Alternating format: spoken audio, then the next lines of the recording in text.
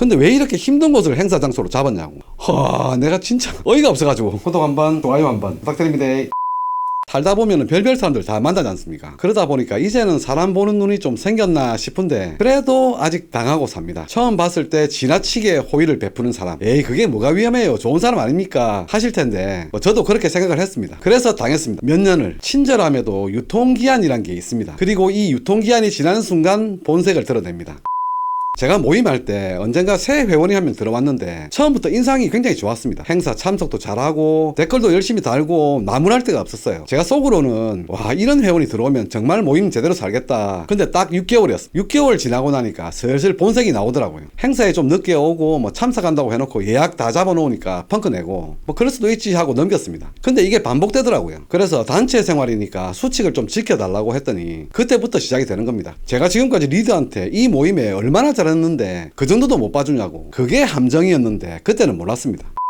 첫 번째 일이 한번 터집니다. 행사 모임 시간이 아침 8시였거든요. 이분이 9시에 온 겁니다. 20명 가까운 사람들이 1시간을 서서 기다렸어요. 다들 한마디씩 하는 거죠, 당연히. 근데 이분이 뭐라고 하는지 아십니까? 아이가 어려서 친정에 맡기고 온다고 늦었다고. 근데 애초에 왜 8시에 모이냐고. 9시에 모이면 되지 않았냐고.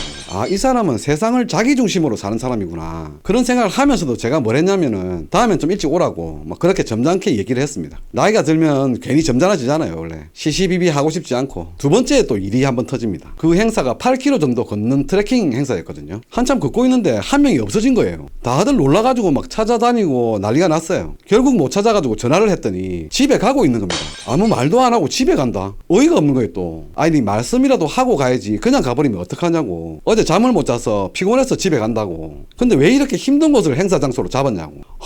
내가 진짜 어이가 없어가지고. 근데 이 대화를 하면서 제가 어떤 생각이 드는지 아십니까? 미안한 생각이 드는 거예요. 내가 행사 장소를 잘못 잡았나? 나중에 생각해보니까 참 어처구니가 없던데. 세 번째 또 문제가 한번 터집니다. 회식하려고 횟집을 갔는데 그분이 밥을 안 드시는 거예요. 왜 식사를 안 하시냐고 물으니까 회를 못 먹는데요. 그러면서 2차로 삼겹살 먹으러 가자고 하더라고요. 다들 횟집에서 배불리 먹었는데 삼겹살을 또 먹으러 간다는 게 좀 어렵겠다고 했더니 그 자리에서 입을 닫아버리는 겁니다.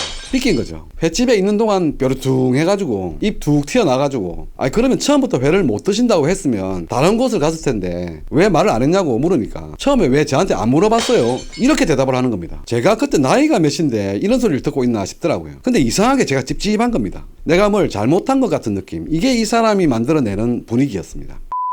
결국 나중에 알게 됐습니다. 처음 6개월 동안 잘했던 게 명분 쌓기였습니다. 내가 가입해서 6개월 동안 이렇게 잘했는데 이 정도는 봐줘야 되는 거 아닙니까? 이걸 만들어 놓은 겁니다. 너무 피곤하게 하니까 강퇴를 시키려고 했거든요. 명분이 없어요. 행사 참석은 잘해요. 대놓고 싸우지도 않고 댓글도 열심히 달고 모임 활동은 A급입니다. 근데 피곤하게 합니다. 설명하기 어려운 피곤함. 내 시간과 감정을 자기 것처럼 쓰고 갈등이 생기면 언제나 자기가 피해자가 되고 그렇게 2년이 다 돼갈 때 이분이 스스로 모임을 탈퇴합니다.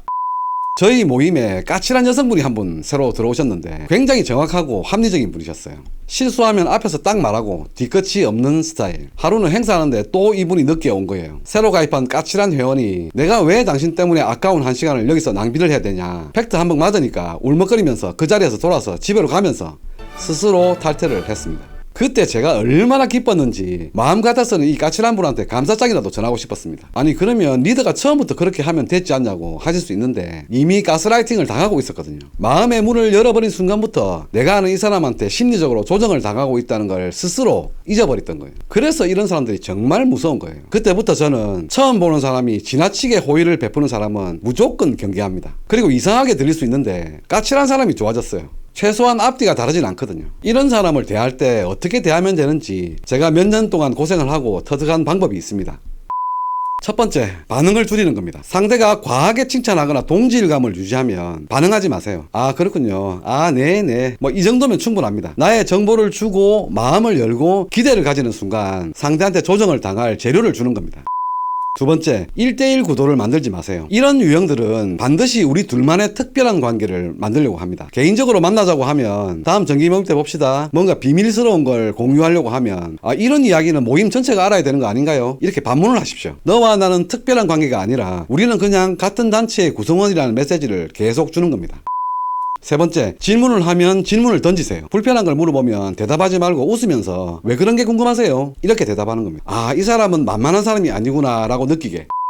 네 번째, 거절할 때 이유를 대지 마세요. 아, 그건 좀 어렵겠습니다. 끝. 그때 횟집 사건 때 제가 그랬지 않습니까? 다들 배가 불러서 다음에 미리 말씀해 달라고. 그렇게 할 필요가 없었던 거예요. 안 됩니다.